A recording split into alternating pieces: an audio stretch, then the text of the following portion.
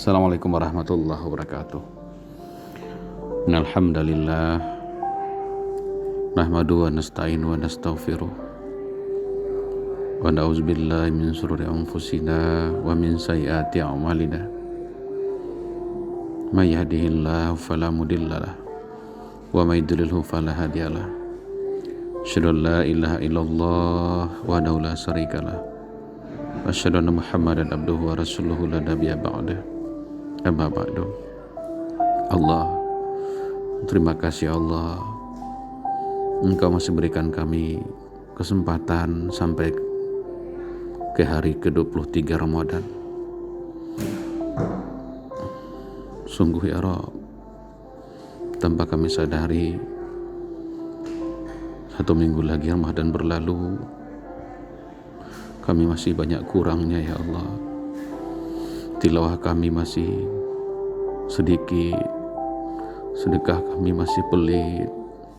Maafkan kami Allah, maafkan kami. Tapi malam ini kami bersyukur padamu ya Allah. Engkau izinkan kami bisa berkumpul di grup ini. Mudah-mudahan ini jadi wasilah kebaikan. Terima kasih Allah. Kami bersalawat pada junjungan alam Nabi besar Muhammad SAW. Mudah-mudahan Engkau izinkan ya Rabb. Izinkan ya Allah, kalau kami dapat syafaat di yaumil akhir. Terima kasih ya Allah, amin, amin. Bismillah, seperti biasa sebelum kita mengawali kegiatan kita, saya mengajak kita kembali merundukkan kepala kita. Kita berdoa pada Allah Subhanahu wa Ta'ala. Ini adalah malam yang mulia.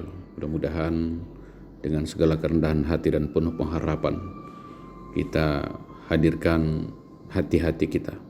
Kita hadapkan muka hati kita pada Zat yang Maha Agung, yang Maha Pengampun, yang Maha menatap apa yang kita lakukan malam ini.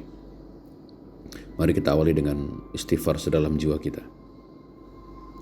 Astaghfirullahaladzim, astaghfirullahaladzim, astaghfirullahaladzim, allazi la ilaha illa huwal hayyul qayyum wa atubu ilaih. Allahumma ya Allah, ampuni jikalau kami pernah mengkhianati keluarga kami ya Allah. Ampuni para suami yang pernah menzolimi istrinya, yang pernah menganiaya keluarganya. Ampuni para istri yang lalai mengurus keluarganya ya Allah.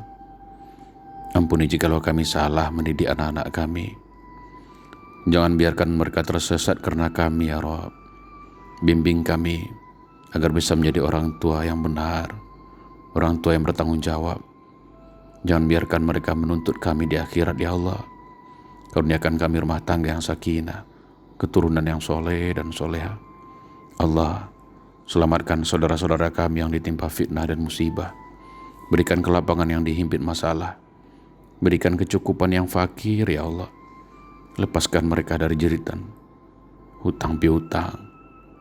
Allah, kurniakan kepada kami hati yang bening, hati yang tidak pernah bisa lupa padamu, hati yang tidak pernah kesepian karena teringat padamu, hati yang terpesona kepadamu ya Rabb, hati yang selalu tentram karena yakin akan jaminanmu, hati yang selalu kaya karena yakin akan pemberianmu, hati yang selalu merasa aman karena yakin akan perlindunganmu yang maha kokoh. Allah, kurniakan kepada kami hati yang merasakan indahnya cinta kepadamu ya Allah. Rabbi, golongkan hari-hari kami menjadi hari-hari yang penuh kerinduan. Rindu ingin bisa pulang berjumpa denganmu ya Allah. Rabbana atina fid dunya hasanah wa fil akhirati hasanah wa qina azabannar. Alhamdulillahirabbil alamin. Bismillah ya Bunda yang kami hormati, yang dirahmati Allah. Insyaallah malam ini tema kita tentang STR online. Apa itu STR online? Yaitu Sekolah Tauhid Remaja Online. Nah, pertanyaan kemudian adalah kenapa kita buat STR? Bahwa ini keresahan kami Bapak Ibu, dan mudah-mudahan juga menjadi keresahan kita bersama tentang fenomena remaja kita hari ini. Seperti yang pernah saya sampaikan di video saya sebelumnya, bahwa ada 5 aspek yang perlu kita perhatikan untuk remaja kita. Yang pertama ibadah. Hari ini banyak anak-anak remaja kita yang sholatnya sekedar sholat saja. Ada yang malas sholat, Kemudian yang kedua, akhlak yang rendah. Bagaimana adab mereka terhadap kedua orang tua mereka, akan ada yang sempat melawan pada orang tua mereka. Yang ketiga, motivasi belajar mereka yang rendah. Malas pergi ke sekolahnya, malas bangun paginya. Nah, ini fenomena yang terjadi di anak-anak umumnya pada anak remaja kita. Kemudian yang keempat itu ada kebiasaan jelek. Nah, pulang sekolah mereka langsung masuk kamar, kemudian sibuk dengan gadgetnya, sibuk dengan media sosialnya sendiri. Jarang keluar dari kamarnya. Kalau keluar pun hanya sekedar makan atau ke kamar mandi. Kemudian terakhir adalah tidak ada perencanaan masa depan. Anak-anak remaja kita, mereka nggak punya perencanaan masa depan yang matang. Ketika mereka ditanya, apa sih cita-citamu, mereka menjawab seperti air mengalir saja, atau terserah mama saja, terserah ayah saja. Nah, padahal remaja itu memang masa yang perlu dibimbing. Itulah sebabnya kalau dalam Islam pengasuhan remaja itu berubah. Remaja itu harus diperlakukan sebagai sahabat. Mudah-mudahan orang tua, ya kita semua bisa menjadi sahabat bagi anak kita. Maka bagi orang tua, nanti kita akan membuat grup khusus orang tua pasca selesainya kegiatan setting online ini, insya Allah. Dan agar remaja kita senantiasa terbimbing dengan baik, maka kita butuh berguru, kita butuh belajar. Muhammad Al-Fatih, sang penakluk Konstantinopel, dibimbing banyak guru. Di antaranya yang terkenal itu bernama Muhammad bin Hamzah Al-Dimaski Al-Rumi, atau dikenal dengan nama Syekh Syamsuddin. Dan itu sekaliber Muhammad Al-Fatih. Apalagi dengan anak-anak kita, anak-anak remaja kita hari ini. Tentu butuh pendampingan, butuh komunitas yang sefrekuensi, seperti itu. Ya bunda rahimakumullah, banyak dari orang tua yang selama ini membesarkan anak remajanya mengalir begitu saja. Padahal masa remaja itu harus diperlukan seperti yang saya sampaikan tadi lah, harus diperlakukan sebagai sahabat. Harusnya semua remaja itu sudah akil balik. Artinya fisiknya dewasa, pikirannya dewasa. Nah, output dari remaja yang akil balik ini adalah mereka memahami 3 maksud penciptaan mereka. Yaitu yang pertama beribadah kepada Allah, yang kedua sebagai khalifah, dan yang ketiga adalah sebagai berdakwah, amar ma'ruf nahi munkar, menyampaikan nilai-nilai kebaikan.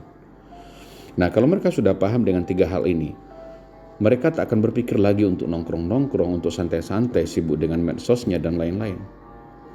Nah, kita lihat lagi, sejarah sudah membuktikan bahwa Muhammad Al-Fatih dari balik sampai dewasa nggak pernah tinggal salat sunat rawatibnya.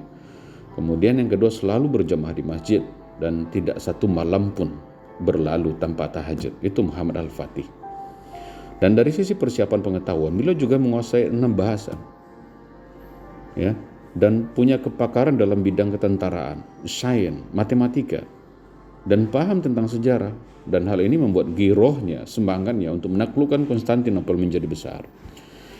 Intinya kalau remaja ini menjelma menjadi pemuda, ya pada masa sahabat dan Rasulullah, Islam ini akan jaya, dan Islam pernah menguasai 3/4 dunia.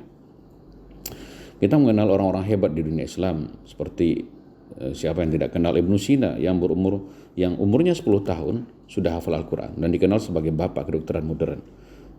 Abbas bin Ibnu Firnas berhasil mendesain alat yang memiliki sayap mirip dengan baju burung atau kostum burung, yang kemudian dikembangkan oleh ilmuwan barat itu menjadi awal pembuatan pesawat terbang.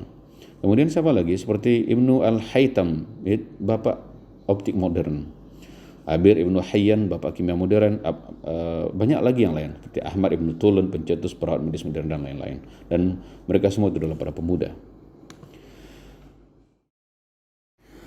Ya bunda, terus kenapa anak-anak kita menjadi lemah hari ini? Tidak sama dengan pemuda-pemuda di zaman dulu.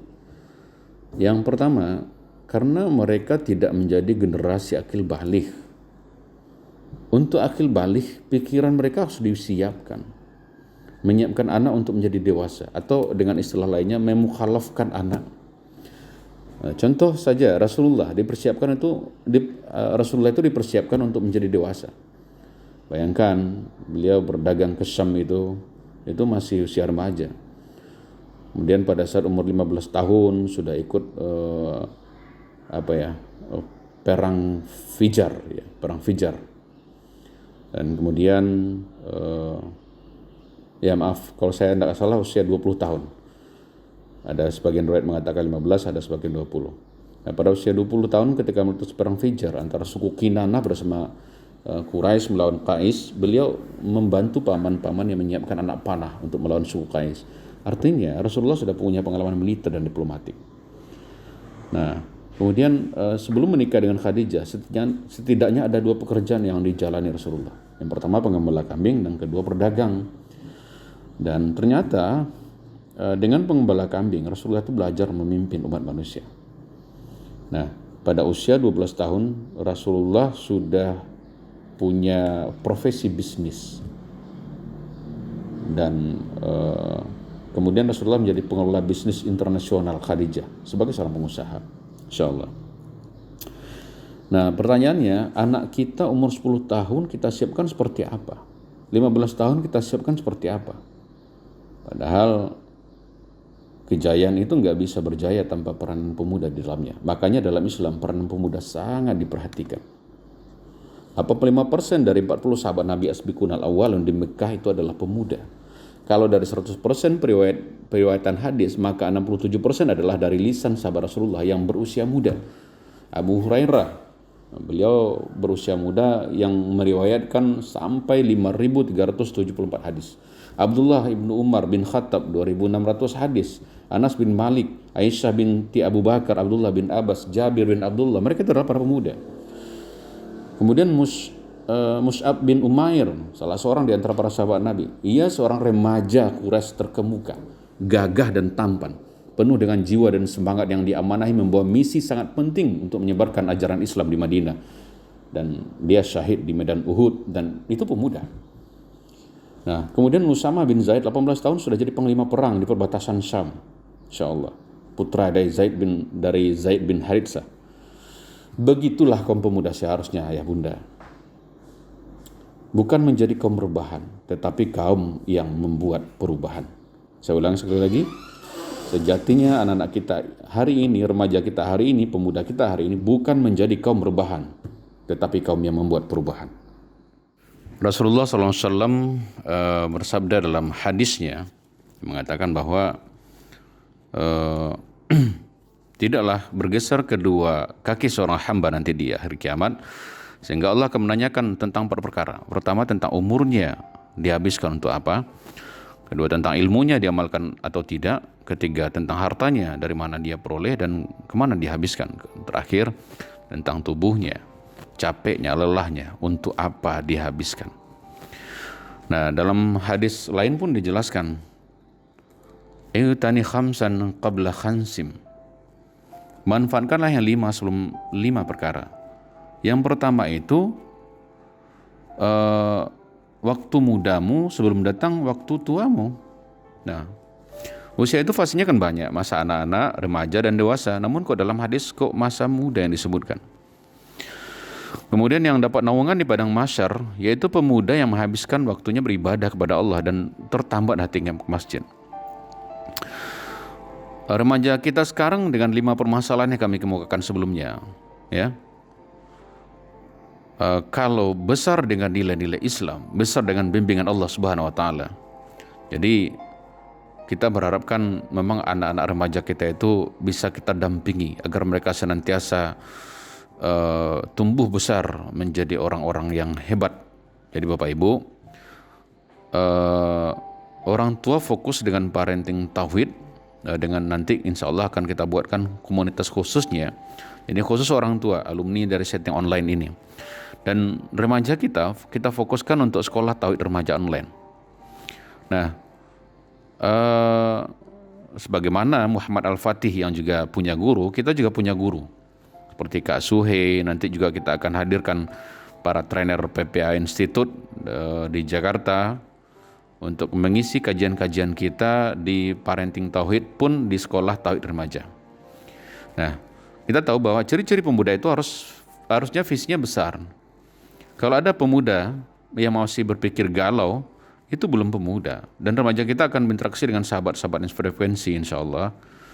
Di dalam grup tersebut mereka tak akan lagi bertanya tentang teman-temannya dengan pertanyaan receh, kapan main lagi, kapan nonton bareng. Tapi pertanyaan-pertanyaan mereka adalah pertanyaan-pertanyaan besar dan cita-cita yang besar. Contohnya bagaimana Indonesia akan merdeka, dulu ya.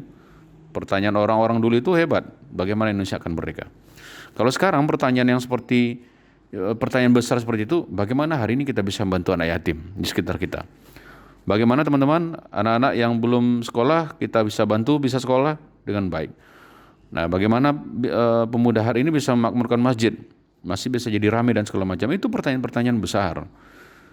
Artinya mereka hari ini harusnya bertanya tidak lagi tentang pertanyaan tentang diri mereka, ya, tetapi pertanyaannya adalah pertanyaan tentang umat, bagaimana kemaslahatan umat di masa yang akan datang. Nah, anak-anak kita terpenjara dengan hiburan hari ini, dengan game online, dengan media sosial, dan mereka nggak kepikir dengan masa depan tentang umat. Dan hal ini harus menjadi keresahan kita, Bapak Ibu, Ayah Bunda semuanya. Kalau hari ini kita tetap mendidik anak kita, mengasuh anak kita, mengalir begitu saja, jangan salahkan. Suatu hari nanti, pada saat kita sudah tua, jangan salahkan ketika ada sikap dari anak-anak kita yang banyak melukai hati dan perasaan kita sebagai orang tua. Jangan salahkan kalau hari ini kita tidak serius mendampingi anak-anak kita dalam pengasuhan terhadap mereka. Kita akan menyesal suatu hari nanti. Itu saja mungkin yang dapat kami sampaikan, Ayah Bunda. Mudah-mudahan pertemuan kita malam ini, kuliah kita malam ini menjadi kegiatan yang bermanfaat buat anak-anak kita. Setelah ini kami menyarankan kita untuk mengikut sertakan anak-anak remaja kita dalam sekolah tauhid remaja online. Ya, sama-sama kita membantu untuk bersamai mereka menjadi remaja yang hebat, remaja yang insya Allah pantas kita banggakan. Tidak hanya di hadapan penduduk bumi, tetapi juga mudah-mudahan bisa kita banggakan di hadapan penduduk langit. Mari Ayah Bunda, kita sama-sama bekerja sama untuk membersamai anak-anak remaja kita dalam sekolah Tauhid Remaja Online, ya, insya Allah akan kita launching pasca Ramadan ini. Insya Allah bulan Syawal kita akan memulai sekolah Tauhid Remaja Online ini. Mudah-mudahan Allah Subhanahu Wa Taala meridhoi usaha kecil ini dalam rangka mewujudkan generasi Rabbani. Ya, insya Allah akan menjadi aset yang berharga bagi kita sebagai orang tua kelak di yaumil akhir. Mudah-mudahan bermanfaat. Saya mohon maaf kalau ada salah dan kurangnya dalam penyampaian ini. Terima kasih atas segala perhatian, mohon maaf atas segala kekurangan. Billahi taufiq wal hidayah. Assalamualaikum warahmatullahi wabarakatuh.